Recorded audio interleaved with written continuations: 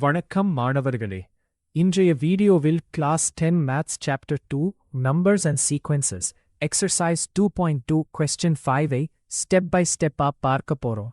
இந்த கொஸ்டின்ல fundamental theorem of arithmetic பயன்படுத்தி P1, P2, P3, P4 மற்றும் x1, x2, x3, x4 இன் வேல்யூஸை கண்டுபிடிக்க போறோம். கொஸ்டின் கொடுக்கப்பட்டுள்ளது.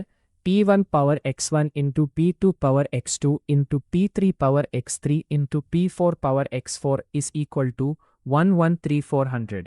மேலும் P1, P2, P3, P4 ascending orderல இருக்கும் prime numbers x1, x2, x3, x4 integers.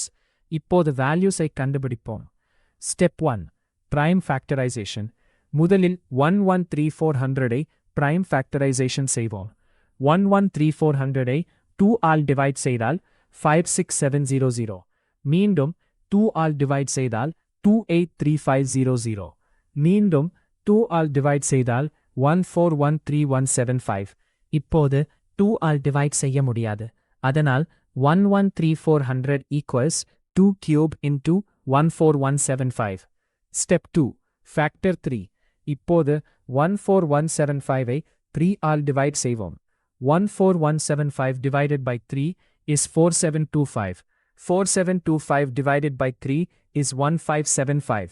1575 divided by 3 is 525. 525 divided by 3 is 175. இப்போது 3 all divide செய்ய முடியாது. அதனால் 14175 equals 3 power 4 into 175. G. Step 3. Factor 5 and 7. இப்போது 175ஐ 5 ஆல் டிவைட் செய்தால் 35. மீண்டும் 5 ஆல் டிவைட் செய்தால் 7. 7 ஒரு prime நம்பர்.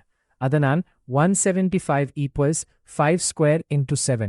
எனவே முழுமையான prime factorization 113,400 equals 2 cube into 3 power 4 into 5 square into 7 power 1. G. Step 4. Find P values. Questionல prime numbers ascending orderல கொடுக்கப்பட்டுள்ளன.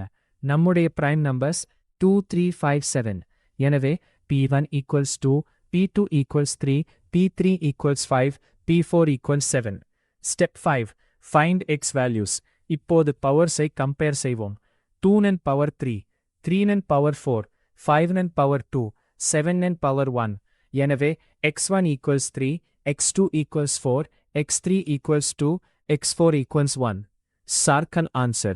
அதனால் final answer P1 equals 2, P2 equals 3, P3 equals 5, P4 equals 7. மேலும் x1 equals 3, x2 equals 4, x3 equals 2, x4 equals 1. அதாவது 113,400 equals 2 cube into 3 power 4 into 5 square into 7. G. Quick recap. சரி மாணவர்களே, குயிக்கா recap பண்ணலாம். 113,400ஐ prime factorize செய்தால் 2 cube into 34 into 5 square into 7 1. அதனால் prime numbers 2 3 5 7. powers 3 4 2 1. இந்த மாதிரி question வந்தால் முதலில் prime factorization செய்யுங்கள். அதன் பிறகு prime numbers மற்றும் powersஐ கம்பேர் செய்தால் ஆன்சர் ஈஸியா கிடைத்துவிடும்.